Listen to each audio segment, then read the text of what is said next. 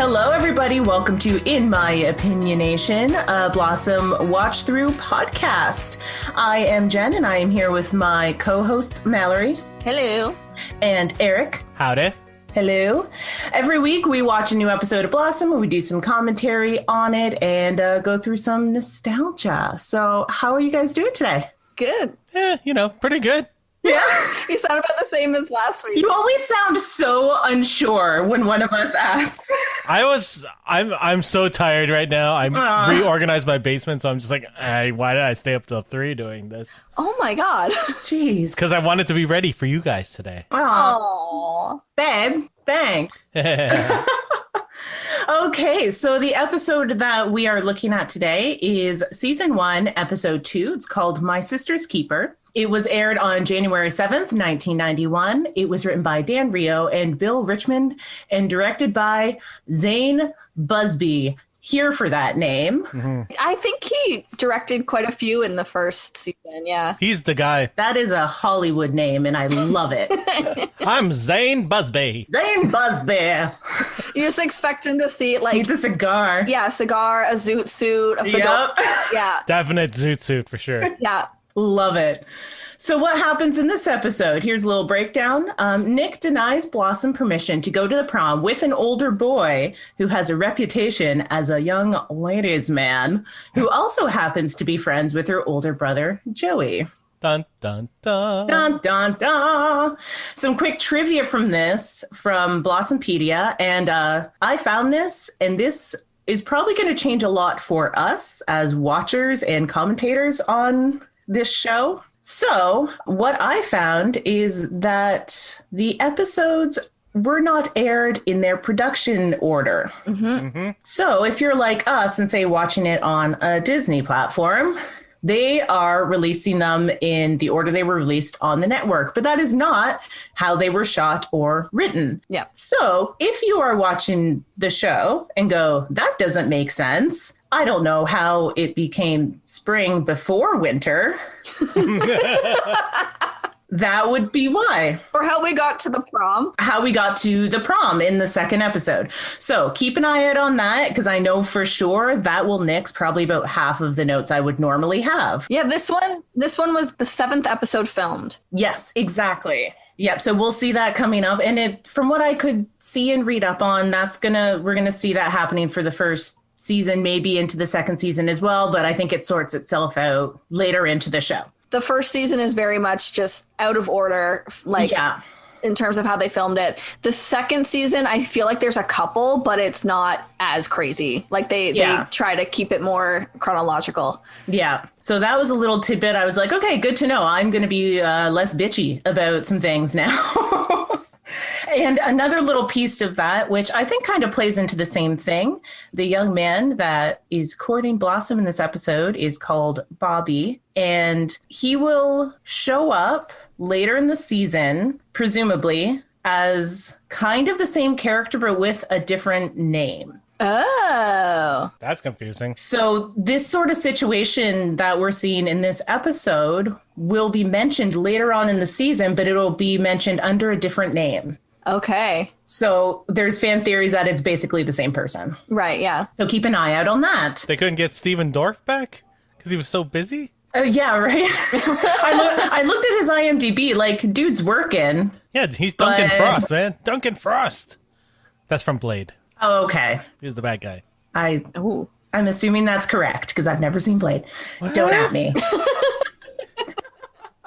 Okay, so that's the only real trivia I could find on that. And that's more just a Blossom in general trivia. But yeah, it's hard to find trivia on this. I wish there was a little bit more, but we'll take what we can get. Exactly. But it blew my mind, so, if anyone associated with the show wants to give us some trivia, you could just email us at I am opinionation. Opinionation pod. Wrong at one. opinionationpod@gmail.com. I did the wrong one. Please edit that out. All right, so let's get into the episode itself. Let's do a breakdown. Breakdown. New podcast, guys. I'm trying some stuff.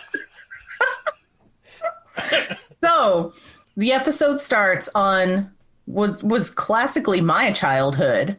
is Six and Blossom are doing a sweet, sweet dance practice in her bedroom. Yeah. I couldn't place the song. I don't know if it was like a real song or just a stock. Yeah, I think it's just stock music. But yeah, I definitely, like, with or without friends, was making up dances in my room. Mm-hmm. I very distinctly remember, like, dancing around on the floor in the living room once and my mom being on the phone and saying, like, I don't know, she's, like, rolling around on the floor. And I went, I'm doing music videos, Mom. I'm an artist. Jeez, guys. Oh. So I felt that one very deeply in my soul. So that's how the episode starts. And then they hear a car pull up and Six looks out the window and announces that Joey has just come home. But not only has he come home, he has come home with the hottest boy in school, Bobby Brewer. So they do what girls that age do and immediately scream and get excited and go to fix their hair. Yes. Have also done this. I have no reference for this. They're about to go downstairs and instead they run to the mirror. Yeah. They go, fix their hair. Yeah. So, is this a real thing? Did you guys do this? I have an older brother and yes, 100%. Okay. I also had an older brother and no. He didn't have any hot friends? He didn't bring a lot of friends home. Okay. My brother also in high school went through like a pretty punk phase. So like my brother had a blue mohawk and like wore leather jackets and studded boots and stuff. Awesome. And had friends who dressed similarly. And that was not my cup of tea. He was the Anthony to your Blossom. Yeah, except he did not give me advice. He just the hell out of me. See, that was my cup of tea. And my brother was in a band. Oh. So I can completely relate to this. So they go to a scene where it's the two boys, Joey and Bobby, and they're hanging out with Nick, the dad, who is practicing for a benefit concert at the Hollywood Bowl. Now, he mentions that this benefit has some extremely popular artists playing at it, that Joey and Bobby have no idea who they are. Oh, so sad. Also, Joey thinks the Hollywood Bowl is a bowling alley. Is a bowling alley. Yeah. He's the dumbest. I knew, like, so obviously the dad makes enough money as a musician to keep this house and raise kids. I wasn't expecting Ella Fitzgerald. Yeah. As a person that he plays for. I was like, oh, so he's like a big music guy. Yeah, I think it's more or less implied that he's like a session musician. Yeah, I was just gonna say that. So like he's not in a band, he doesn't have like his own thing, but he like backs up a lot of big names. And that comes and goes, I think, throughout the series. Like sometimes he's doing like this really crazy stuff and sometimes he's on a cruise ship for a week. Like, yeah. Or I think there's one where he's like playing a piano at the piano store at Christmas to make extra money for gifts. Like there's sometimes where he's doing really big things and sometimes where he's not, which I think is pretty like true to the artist musician life. Yeah. That's cool. I like that detail. Wasn't he supposed to be some sort of like fairly popular musician amongst musicians too? From what I remember, like he would always be called on. Yeah, like I know there's definitely episodes where he's like, I know so-and-so, and his kids are like, no, you don't. And like the episode revolves around him trying to like prove that he knows these people. Yeah. And the kids always being surprised that like these celebrities know him and play with him. I said before, I think I said in the last episode that more and more this dad reminds me sort of my dad because he's also a musician. You know, he was like kind of a hip dad back in the day. And just the deadpan delivery of when Joey says, oh, if you really want to make money off of this thing, you're going to have to get some bigger names. And just his deadpan, get away from me. Yeah, yeah, he doesn't have time for their nonsense. He doesn't have time for it. You don't understand art. I love Nick. He's so good. Like he's such a good dad on this show, and especially compared to the dad we saw in the pilot. Yeah, he's able to do those sort of deadpan deliveries without sounding malicious about it, which was, I think, the problem with the first guy. Yeah, he has like a charisma and a chemistry with the kids that like makes it clear that he's not just being a dick to his own children. Yeah. Like he cares, but his kids are dumb sometimes. Yeah. Super dumb. Yeah. Also, Joey is wearing more suspenders in this scene. I have a note that says suspender watch. Yeah. Oh, there's another piece of clothing that he likes to wear in this season, but we'll get to that later. Okay. I'm already saying fanny pack. All right, but we'll get back to that. So in the next scene, we see Joey and Bobby move into the kitchen and they start talking about girls. More Joey is talking about girls and how good Bobby is at getting them. Bobby quickly tries to divert the subject to start talking about baseball, and they start arguing about how to calculate your batting average. Yeah, there's a great line that Joey says in here about the number of girls that Bobby has, and it's line up all your babes, give them tubas, you'll have a parade. Tubas. I don't know. He just says things sometimes and it doesn't always make sense. And I don't know if that's the writers thinking they're saying something witty or just literally being let's just throw some words into a sentence and give it to Joey. I think that's it. Yeah. So it's kind of funny. Like, he's so fixated on talking about like, oh, you're so good with girl. And he's just like, let's not talk about this. Yeah. It's not that many. I think he said, I wish I had as many as you think I do. Bobby says that. Yeah. I think Bobby's trying to push back against this reputation of him being a ladies' man, because I think he respects women a lot more than his reputation makes it seem like he does. And he's kind of uncomfortable with that, is the vibe that I got, that he's kind of uncomfortable being seen as like this dude who just like lands all the chicks. Yeah. It's hard to be that hot. Yeah. We would know. Yeah. We would know. So at this point, Blossom and Six do this brilliant saunter in. Blossom tries to do this like fluid sit down on a stool, but she doesn't quite make it all the way. It's so good. They're trying so hard to be hot. I described this in my notes as their adult attractive walks. Yeah, like what they think sexy women do when they're picking up dudes. I wish you guys could see this Zoom chat that we're on, because both Jenn and Mallory decided to do their little sexy walk on camera, and it was just wonderful. We're like shimmering our shoulders. A lot of shoulders going on. We all know. We know that walk. So they do their sexy walk in, and they're like, oh, hey, flipping their hair, being like trying to be cool. How are you doing? So then at this point, Joey reveals that Bobby is going to a special prep school next year on a baseball scholarship, and how exciting it is and how cool Bobby is. And Bobby's not really talking. And at this point, Blossom kind of intuits and says something about, that can be really exciting, but it could also be maybe a little bit scary. Mm-hmm. And they have the longest eye contact that has ever existed. Yep. They have a moment, and Joey's just talking in the back. Yeah, and they're just locked on each other. Mm-hmm. I did also notice, this is super weird. So while they're standing by the island, Bobby, like, he's kind of fiddling with his hands, and then he points his finger and puts it into the burner, and he does it twice. What? Yeah. Was something happening at that point? Like, or was you just like, pop? Yeah, he's just kind of like fiddling with it. It seems like there's something in there that he just wants to know what it feels like. So he just points his finger and just dips it right into I don't know. I got a screenshot of one of them. Oh, yeah. It's so weird. It's like when you're normally nervous and fiddling with something, they just blocked him in a bad way where he's just like, well, there's a burner here. I guess this is where this is happening.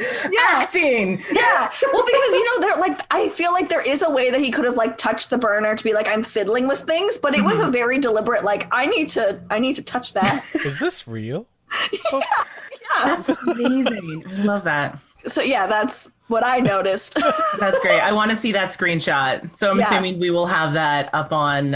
It'll be either in the feed or in our stories. Yeah, exactly. Mm-hmm. So after that, they have this intense look at each other, and the boys walk out, and Six basically convinces Blossom something definitely just happened there. Yeah. And that's the end of that scene. So Blossom, I think, has a reputation for being quite a like progressive show feminism wise. Like Blossom is quite like independent and like, yeah. So I think this is an interesting spot where she's kind of being like, it's okay to be strong and independent, but also like boys. Yeah. Right. And I have a note where she's like, when she first starts saying, like, it must also be scary, like, she's very confident in it. She's not saying it as anything.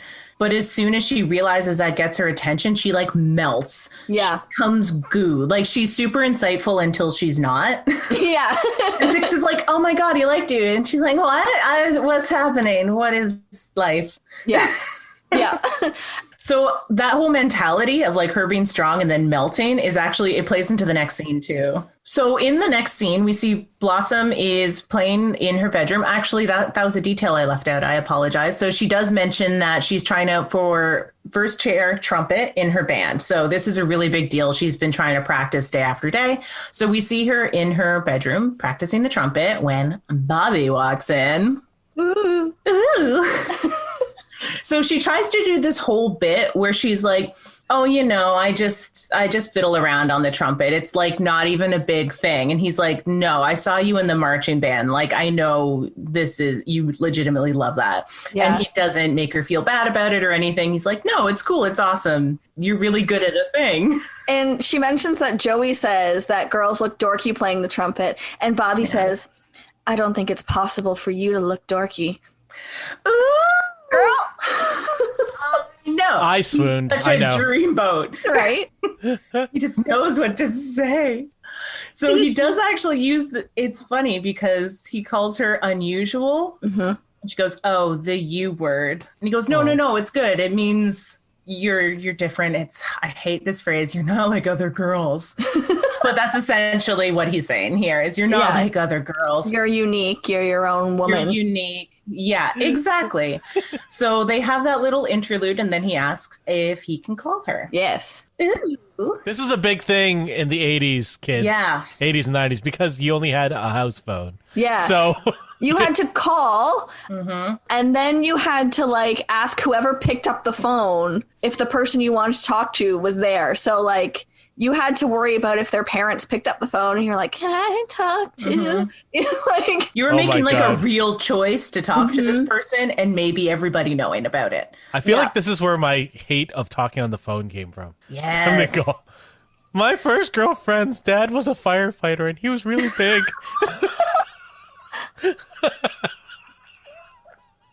Oh, that would have been so scary. So you're going to get some of the classic dad lines that are showing up later in this episode. God, yes. Yeah. And I understand because I have to write them down for when I get to use them.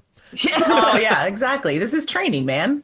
So, yeah, that's a scene. It's a short, really sweet little scene. So then we cut to Blossom being on the phone with Bobby. And Six comes in at this point. Blossom hangs up and says they've been talking the entire weekend. They have had 15 phone calls with one another. 16, but the 16th one was he tried to call a pizza place and dialed her instead. Exactly. So just going off of what Eric just said, like, first of all, 16 is a bonkers number. That's too much. But also it meant she was literally just sitting in the kitchen all weekend. Yeah. And also, like, what if Nick was waiting on a call for a gig? Yeah. I don't think she had call waiting. No. Did they have that back then? I don't remember. Maybe not. But that's the thing. Like, if you were on the phone, you were the only one using that phone. So that was like a huge deal that she says she's been on the phone with him this much. So again, Joey walks in and, Six lets it slip that Blossom's been talking to Bobby this entire time. And then, of course, Bobby shows up and Joey thinks he has shown up for him. For baseball. I did also want to mention when Joey enters, Blossom is talking about how she, like, what it feels like to be in love and how she saw stars. And Joey says, I got kicked there once. Next time, wear a cup. So does Joey think that girls have penises? No. No. Are we sure? Well, based on the amount of sex talk we have in all of these episodes, apparently, I don't think he thinks that. I mean, it still hurts. Yeah, but it's not the same. No, it's not the same. Yeah, I don't know. Or so I've been led to believe. Like, getting kicked anywhere hurts. Yeah. But it's the worst. Again, word soup.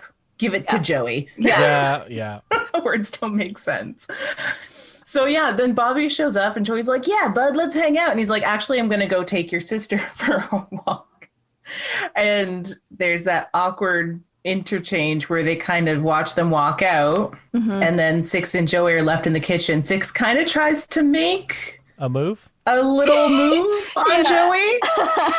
She asks Joey, do you want to take a walk? And he says, yeah, sure. You go ahead and start without me. You start without me. And then he walks goodness. the other way. So I was so interested in Six in this scene because she was all about Blossom talking to Bobby and being like, oh my God, he likes you. This is so exciting. But then when it actually happens, like she almost has, I don't know if it's a jealous reaction, but like sad, or she's not super ecstatic about it. Yeah, I think she has kind of realized that Blossom having a boyfriend means that there's less time for Six, because she asked her, like, why haven't you told me this? And Blossom's answer is because I've been talking to Bobby. Yeah. So I think that's kind of the moment where she's like, oh, like she's not going to talk to me as much. Yeah. See, I never saw that way when I watched it. I didn't pick up on her being, upset about it. It didn't feel like that to me. I think it was more like versus how we've seen Six act before. She was very, very subdued in her reaction. Yeah, I wouldn't say it was upset. It was just like not what she expected. Yeah. I think I saw it more as a, dude, where have you been? I haven't seen you in like days. Okay. What's going up? What's going up? What's going on? Yeah. I don't know. I just remember girl psychology from back then. And I feel like there's more than one thing happening there. That's also fair. For someone like Six who takes a lot of time to put herself together and talk to boys and stuff, to have your best friend who doesn't try. That's fair. Not in a bad way, but like get the hottest boy in school, Yeah. I wouldn't know. I was an oblivious teen. We know this. We all tried so hard. The amount of times I've heard like, oh yeah, you didn't realize that blah, blah, blah liked you. I was like, what? Yeah. Like in teenage years, like, I didn't know. What? No, we played music all the time or something like that. I was like, that's what that means, Eric. I don't know. That means you were dating. You mean those weren't just guitar practice times? Hell no. Sing song. Oh, God. Oh my God. So after Joey gets his information, of course, he immediately runs to go tell Nick about it. Again, this is a great Nick scene. His reactions are just chef's kiss. Yep. So Nick's just tooling around on his piano practicing. Joey busts in to tell him he opens a conversation with being like, so I have this friend. He dates everyone. He is such a lady killer. This guy is just like, he basically says, my best friend is just the worst. Yeah. Also, he's going to date your daughter. Yeah. So like the trajectory of where he starts the conversation to like lure him in is so funny. So I love that Nick was like, why are you talking to me about this boy? Yeah. And then he transitions to, oh, you're talking about Bobby the dead boy. Yes. Yeah. Like, I feel like that was such a great setup for a joke. But I also feel like Joey had, like, when he starts that conversation, he's missing the puzzle piece that Nick doesn't know. Yeah. That Blossom and Bobby are dating. So he's just like, Bobby's the worst. And what? Okay. Like, who? What? Yeah. So you can see like a split second where Nick kind of tries to be reasonable, but then instantly does this thing that he did in the last episode where he's like, oh, okay. Oh, fuck. And like instantly flies into this panic about it. Well, I think Joey goes, don't you remember when you were 16? And he was like, yeah. Yeah. And he's like, oh. Yeah. Yeah. So he clues in, and just at that exact moment, Blossom does this cute little floaty dance into the house and announces that Bobby has asked her to go to junior prom with him. And that's when the boys decide to shut it down. Yeah. I do think it's interesting that when Nick is trying to like think of ways to rationalize the situation, it's a boy like that would never date Blossom. It has nothing to do with Blossom making smart decisions and like being smart about like who she chooses to date. It's that someone who is like the hottest guy in school is not going to go for my daughter, which I don't know how to feel about that. It was weird. I felt weird about it. And I don't know if that was a diss on Blossom so much as assuming that this Bobby guy is superficial or But then what does that say about how he thinks Blossom presents herself? Yeah. Yeah, that's complicated. It is complicated. Because, he's like, she's probably helping him with homework or something. Like, he's not going to date a girl like Blossom. And he's not going to date someone that's 2 years younger than him? Mm-hmm. Is he not going to date a smart girl? Or like he's not going to date my daughter because she's not part of the like popular in crowd, or she's not easy or something like that. Yeah. Okay, that's interesting. Yeah. See, I didn't read it on that initial level. Mm-hmm. Now I'm gonna like watch the whole episode like that now. Yeah. Oh man. Sorry. I was like, Nick's so funny. Bah, bah, bah. I mean, he still is, but I think this episode, we'll talk more about it as we go through, but I think this episode has a lot of people making decisions for Blossom. Yeah. And her not having a lot of agency. Yeah, for sure. Actually, that's the exact next scene is Nick confronting Blossom and saying that he doesn't trust Bobby, which, like, sidebar based on Joey. Yeah. I mean, sure. Why not? That he doesn't trust Bobby, that, guys that age only want one thing, and he doesn't want Blossom to get hurt. That's his parental reasoning. He doesn't want Blossom to get hurt. But then Blossom argues that their relationship isn't like that and he needs to trust her. But ultimately, he forbids her from going to the prom. Yeah, like Nick has never actually met this person. He's just going off of rumors. Off of what his dumbass son just told him. Like, I feel like if Anthony had that conversation with Nick, it would have a little more grounds. Yeah, and I think Anthony would also have a little bit more substance other than there's rumors that he's a ladies' man. Like, he would have, like, this happened, this happened, this happened. Yeah. He would have more evidence of it being a bad choice. But I think, like, throughout the series, Nick doesn't seem to really like anyone Blossom dates. Okay. As we'll see as we go through. He's quite a protective father in that way. This scene was interesting too, because not to like get too deep into it, but I definitely had this conversation with my dad when I was Blossom's age. Oh, yeah. So it was just a guy I knew. He went to a different school, but we coached ice skating together because I'm Canadian. So I coached ice skating. Obviously. Yes. Yeah. And we were coaches together. We were friends, and he was 16 at the time. And he's like, oh yeah, our school's having a dance. Do you want to come? And my other friend's going to be there too, but do you want to come? And I kind of brought it up, and it was that sort of the same conversation of, you might not think it's anything, but this guy is older, and like almost a beat for beat. So it was really weird watching this scene for me. So real talk, are you Canadian Blossom? I'm Canadian 6. I like it. With Blossom tendencies. With Blossom tendencies. Yeah.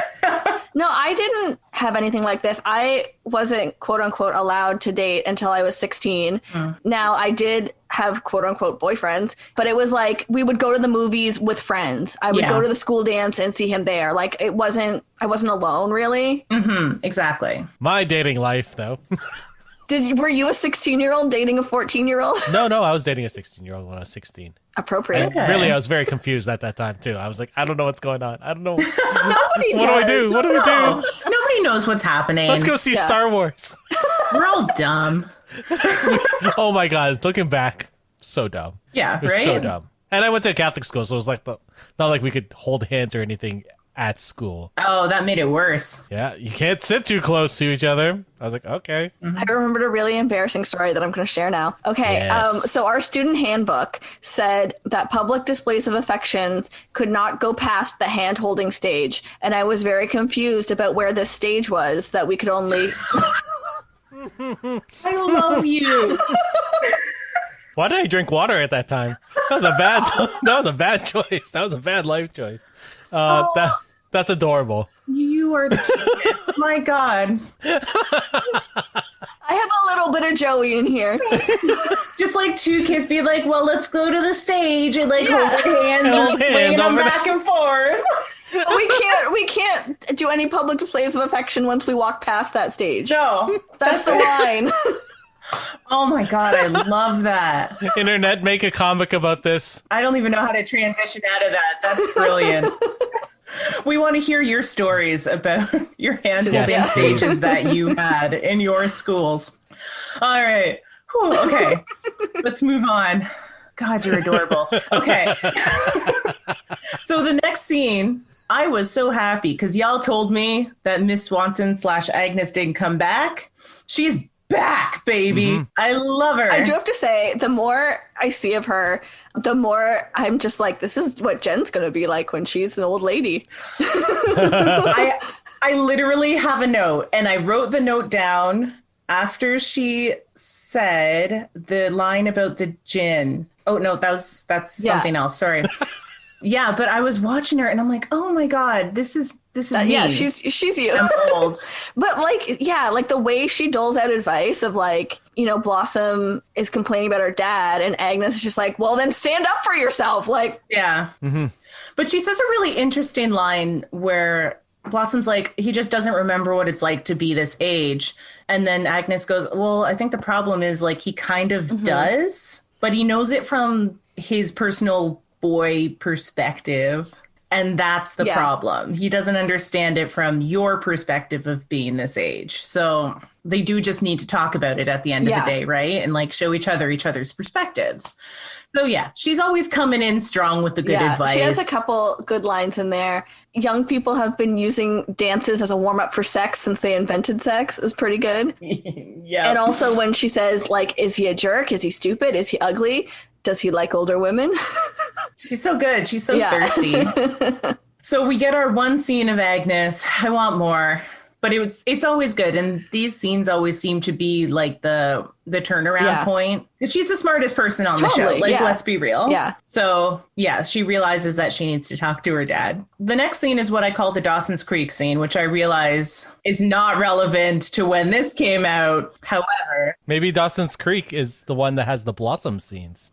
And not the other way around. Oh, it is. But I'm also watching Dawson's Creek for the first time. So it was just in the back of my head. Yeah, I've never seen Dawson's Creek. It's it was such a big part of my life. I think we just broke Eric. No, like university, we used to like all go into the common room and watch Dawson's Creek, like my floor. Wow. Like that's how big it was with my generation, I guess. Weren't they in high school?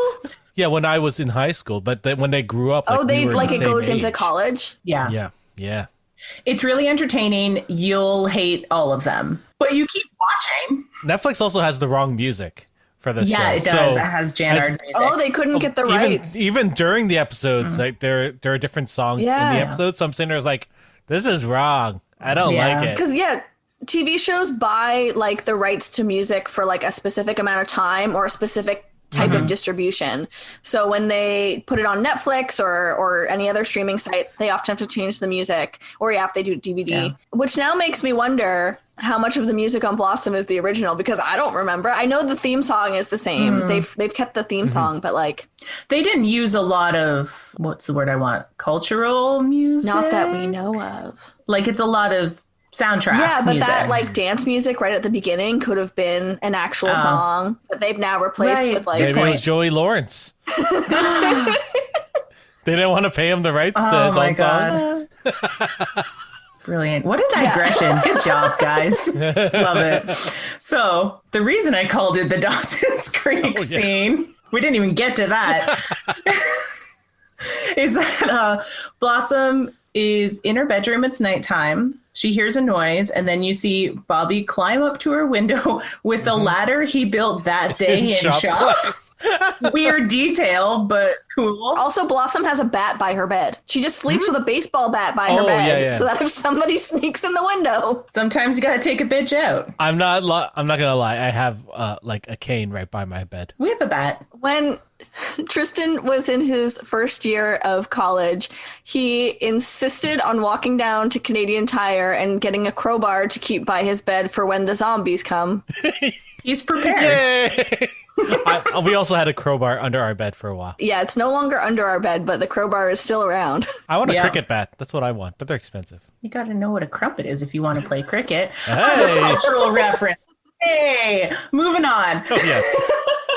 So Bobby is climbing up to her window, and they have this very cute little chat, which is very overdramatic. They've been talking, a weekend, right? We've established this has been a weekend. 16 phone calls. 16 phone calls. So he's asked her to prom. And he says, I'm never going to get over you. Until at least Thursday. And my note is LOL. Because, like, yeah, you will. But it's a very sweet sentiment when you're that age and, you know, first love and all of and that. They share their first kiss. They have a little smooch and it's very cute. And he says something along the lines of, this isn't going to help anything because we can't see each other. And she's like, it'll help me. Thirsty. Like, get it, Blossom. So I know we have a segment for this, but it's not my winner. I just want to point out her PJs, which... The bowling pins? Amazing bowling pins and bowling ball pattern. I think from what I can see, the PJs are going to be a recurring thing. Yep. So just shout out to her PJs. Also, I like how the last line that Bobby says in this scene is that he got a D on the ladder. Why did they not end that line with him falling to the ground? I'm just like comedy. If you're going to mention that you did poorly on the ladder, then it's got to break or something. Yeah. Like, why even say that line? Anyways, I was disappointed. Pain or nothing. So after that little exchange, Blossom goes downstairs and Anthony's in the kitchen and they have one of their great brother or sister talks that they always have. They talk about the whole situation. So Anthony actually reveals that he dated a 14-year-old when he was 16 and their dad didn't think anything of it. Yeah. However, the girlfriend's dad did try to shoot at him. Yeah. So I think we're sticking pretty well to that double standard of it's cool when boys date, but it's not cool when girls date. Yeah. So I think any sort of wishy-washiness you might have felt about Nick's reaction at that point, hearing Anthony say that really kind of brings it into focus of what the issue is, right? So they have that little exchange. Joey is walking down. He admits to Blossom, like, I'm the one that told Dad about all of this and kind of got him riled up.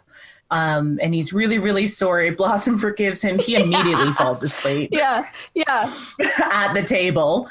And then Blossom kind of has a rant about, I get everybody is trying to look out for me, but they don't trust me. And she needs to be trusted, not protected. Yeah. I'm growing up. I'm not a little kid anymore. I don't need everybody doing everything for me. Exactly. So that's a really nice little scene between the siblings. I love the sibling scenes. They're so good. Yeah. They're really well written. Their dynamic is so great because I feel like there's always a way for like two of them to band together. Like Anthony and Blossom are like, wow, our brother's dumb. Joey and Anthony are like, wow, our sister's weird. And then like Blossom and Joey are like, our brother made weird choices and I hope he's okay. Like, you know what I mean? Like there's a way that all three of them can kind of like connect. Yeah. And I remember the very first episode we did the fake pilot quotes. I wasn't too sure about Anthony, but I feel like they finally figured out how to write him. And he's now one of my favorite characters. Yeah. Oh, I love Anthony. Yeah. They figured out what to do with him. So it's very nice to see. So they have that cool little sibling exchange. And then we have a little confrontation. Bobby shows up at the house to confront Nick about him forbidding Blossom and try to convince him that he only has good intentions for his daughter. So they end really, really strained. Nick flies off the handle real fast. He threatens violence. He threatens to like beat up a 16-year-old child. Like he says, I'll put you through the wall. I mean, I feel like that's dad. Eric, is that dad talk? That sounds like dad talk. I feel like it would be less acceptable on a sitcom these days, though. Do you know what I mean? Like, I don't know. I feel like that's one of the things they don't change because like dad protection is universal. Yeah, so it's this really like Bobby shows up to try to do the right thing and just say, look, I just want you to know that I would never hurt your daughter. I actually really, really like her. I don't know what you've heard about me. And Nick just like turns on a dime and won't even hear about it. And then Bobby has this great line at the end where he's saying, look, I'm telling you, I would never hurt Blossom, but you already have. And he like mic drops and leaves, which was great. I'm like, you might die today, but like, what a way to go out. Smart kid. Right? So immediately after that, Nick goes to talk to Blossom. It's just, again, a really short little scene, but he finally goes, okay, you know what? I've changed my mind. You can go to the prom. Yeah, she has like a huge like speech prepared. And he walks in and it's just like, yep, it's fine. Yeah. They do this cute little thing at the end which is like so their relationship, where he's like, you can go, but I'm going to go with you. And she goes to point, and then he goes to point, and she realizes he's joking, and they go, hey! Yeah. It's really cute. I'm not sure that I'm happy with how this situation played out, because like, yes, Blossom got what she wanted in the end, which was like for Nick to let her go to the prom and like trust that she can make decisions. But it's not because of anything Blossom did or said. Like, it's all the guys talking around her and about her, and like them all making decisions about what she can and can't do. Yeah, he needs to be convinced that the guy's going to be okay, not that even if he weren't okay, Blossom could handle herself or say no, or you know, which it's such a weird situation, because, you know, physical strength and all, whatever, without getting into the deep and dirty of it. I get it from that perspective, but you're right.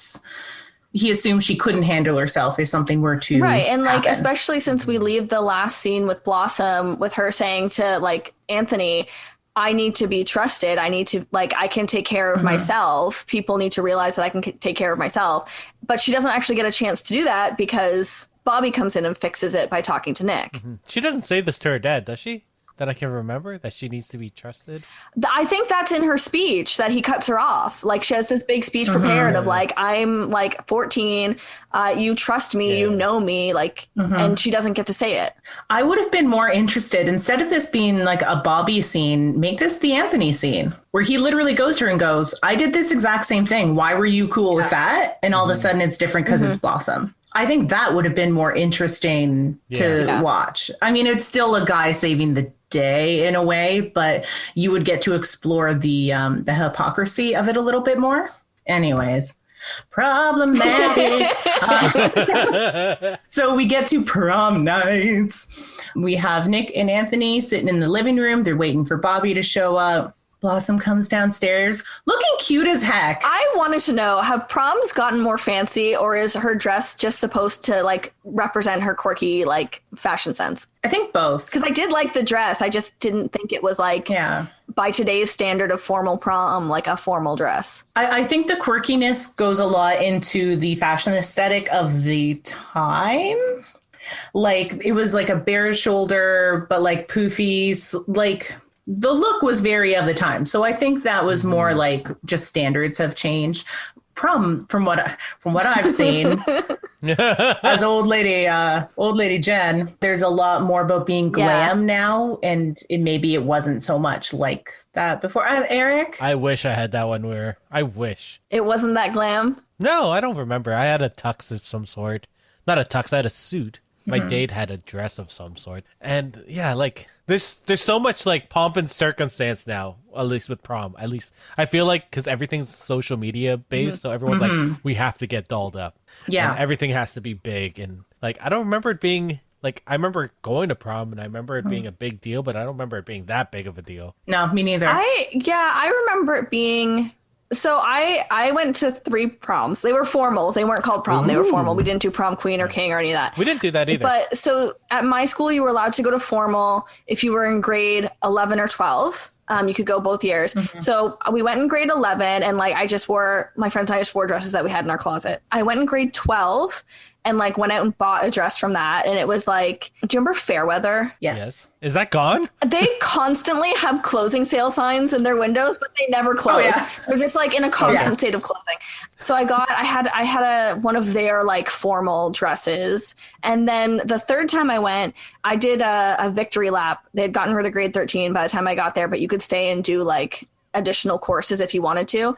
And that was when I started dating Tristan. And I was like, I already went to like my formal, like I don't need a new dress. However, I was really into like DIY at the time. So I made a dress out of red t-shirts. That's awesome. I have seen that picture. It looked good. I want to see it. I'll try to. So does the internet. You know what? Let's, if we can all find a picture from our prom, our formal, we'll put that on the Instagram as well. I still have that dress. I held it up the other day. I don't think I could fit a leg in it. Like, I was like tiny. And that's aging, baby. Yeah, we were this. Well, I mean, I was just a quirky girl. So, I wouldn't have worn a gown anyways. God, I was awful. I feel like we would have really gotten along in high school. I'm sad that we only met in university and not in high school. Yeah. No, I can definitely find a prom picture. I did one of those androgynous, like Victor Victoria skirt, but with tails and... That is so you. Yeah, I was that kid. Oh, man. I wish I understood myself more in high school. Like I was so afraid of... Like, I hid so much stuff. Aww. Like, the musical thing, all the music I like the people that I hung around with were like, yeah, we only like rock music and not heavy metal, hard rock and all this stuff. And I was like, yeah, I'm hardcore too. I mean, we all did that to a certain extent. Yeah, I feel like as soon as I went to university, I got to explore way more things. And, like, it was such a freeing experience. Like, I love it. I think, high school... I feel very lucky with my high school experience. I was in an arts program. So like all of my friends were like weirdos like I was. But if I had gone to a mainstream high school, it would not have been a good experience. I didn't even know there were art high schools until like grade 11 or grade 12. And I was like, well, it's too late now. I got to go to university. No, it's public school is interesting. I leaned into it. It's like I could have hidden, but I was like, well, I'll lean into it and then I'll be like super defiant about it. And I'll be like, do it. Hate me. Look how weird I am. I think it was also weird that I was the first grade at my high school. So I was in grade 9 and there was only grade 9. So every year we were always the oldest grade. So as we were trying to figure out our high school selves, we were also trying to figure out high school because there was no one older for us to sort of see how it was. Right? That's it was a weird experience. Yeah. That's wild. Super weird. Whew. We have so much to say today, guys. Yeah. The high school experience, man. Whew. So yeah, we just spent a long ass time talking about how cute she looks, which she does. Yeah, super valid. So Nick pulls that dad test thing again when Bobby shows up going, ha ha ha, I'm going with you. And then like Bobby is trying to be cool. Yeah. Being like, yeah, that's totally fine. It'd be an honor. And Nick's just like, calm the fuck down, kid. Like, just chill, Nick. I will kill you. He's already proven himself. And he literally says I'll track you down and kill you. Classic dad line. So they go to prom. We presume a few hours have passed because all the men are sitting in the living room in tuxes. Even Anthony. Nick has come back from his benefit. He seems ambivalent about it. It's like Ella Fitzgerald, whatever. Just another day at the office. Joey is in his tux. He's talking about how terrible prom was because his date like enjoyed herself and wanted to stay instead of having sex with him, presumably. Toxic masculinity. There's a constant theme with Joey. It's very upsetting. I find Joey hard to watch. And I'm trying to do cultural context and not think too hard about it. He makes me feel icky. I don't recall any, well, I didn't really hang out with many people in high school, but I don't remember any boys being like this. I'm sure there were, but I don't remember seeing it. I don't remember anyone like this. It was like highly sexual. Like he was just, it's like one thing is on his mind. Like that's the only thing. Like I think he does get slightly better. Like he's still for a long time, like is really focused on getting laid, but he always treats women with respect, like all of his dates and stuff. Maybe he'll talk about them in not the most respectful way, but like when he's on the date, he's not like doing anything sketchy, if that makes sense. But then they enjoy it and he's like mad about it. That seems to be a theme. He's mad they didn't go to something. Yeah, I don't know. Anyway, so him talking about that gave me the heebie-jeebies. Yeah. And then Nick asked... This is so good. Nick asked Anthony why he's wearing a tuxedo and goes, well, everyone else looks so good. I wanted to look good too. And I still had my tux from when I rented it when I went to my prom. And he's like, why didn't you return it? And he's like, oh, I couldn't remember where I got it from. So good. Anthony, I love you. So they're all sitting there and waiting. And then we cut to Blossom and Bobby coming home. He's walking her to the front door like a gentleman, saying they had a great time. They're going to miss each other. And Blossom says, I know you're going to do a really, really great job Don't worry about it. Don't be nervous. And then they have a very cute little goodbye kiss with all of the creeper Russo boys looking on from the window. So weird. So weird. And that's the end of the episode. Dun, dun, dun, dun, dun, dun, Which, again, I'm sure some fathers have done that. It's so weird. I just have in my notes creepy AF. Yeah, creepy. Because they have like a face per frame. It's I don't know. No good. Weird. Guys, don't be weird. This family's weird. Just like let your daughters live life. Don't be a fucking weirdo, please. My God. That's the lesson of the week. Don't be weird. Don't be a fucking weirdo. Yeah. Mine was don't butt into other people's business. Yep. Yeah, that was mine too. Mind your own damn business. Well, that's the lesson of the week. I was just joking, but here we are.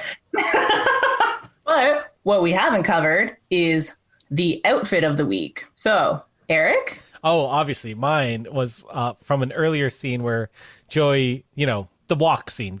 We're going to want to go for a walk. So Joey's wearing this wonderful brown vest. The back is obviously white of that vest. With a purple paisley shirt. Yep. And there's I said blue flower print shirt. Oh my God. Wonderful. And blue jeans. Just a cowboy. That was my outfit too.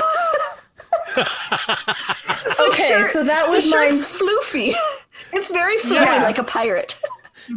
So that was mine too. But because we also just spent 10 minutes talking about prom dresses, I will split the diff and say Blossom's prom dress was my favorite. It's a pretty good dress. After the weird West outfit. Vests were a thing then. I know. I had a couple vests. Oh, we've already seen like 10 vests in this show, and we're on episode 3 of this podcast. So, So I think the last thing we have to do is give it a score. Mallory, what do you score this? So I scored it 3 out of 5 flowered hats. Because I didn't like that Blossom didn't get to solve her own problem, that it was just like all the boys and the men making decisions for her. And even though she did get what she wanted in the end, it wasn't because of something that she was able to do. Yeah. Eric? 3.5. I appreciate the deadpan of Nick this whole episode, although there were some weird moments, and that's why it's not as high up on the flower hat list. Yeah, I had a 3. I'll maybe go 3.5, but same thing. Just dudes being weird. Like, just stop. So I don't know. I feel like the lesson at the end, or the intended lesson, was good, but it wasn't executed terribly well. Yeah, the intended lesson, like don't put into other people's business. But I think the actual lesson I learned from this is like the guys will figure it out, which isn't the lesson you want to learn. No. And I feel like the lesson was more for any parents watching than it was for a girl trying to figure this out. Yeah, well, I think they wanted Blossom to be like a family show. Like you could sit down with your parents and watch it. I don't know how I watched this show with my parents. There's a lot of sex talk in this. I don't think I did. I think I watched it on my own after school or something. I don't know. Oh, man. So we've given it a score. That's the episode. Thank you, guys. I hope you had fun. So next week, we're going to look at episode 3 of season 1, Dad's Girlfriend. Ooh. All right. We'll see you next time, guys. Bye. Bye. Thanks for listening to In My Opinionation. Don't forget to rate and subscribe on Apple Podcasts, Stitcher, or wherever else you get your podcasts. You can find us on Facebook, Twitter, and Instagram at IamOpinionation, our website at IamOpinionation.com, or email us at opinionationpod@gmail.com. We'd love to hear your opinionation about this or any future episodes. New episodes come out every Tuesday. Thanks again for listening, and until next week, the sun is going to surely shine.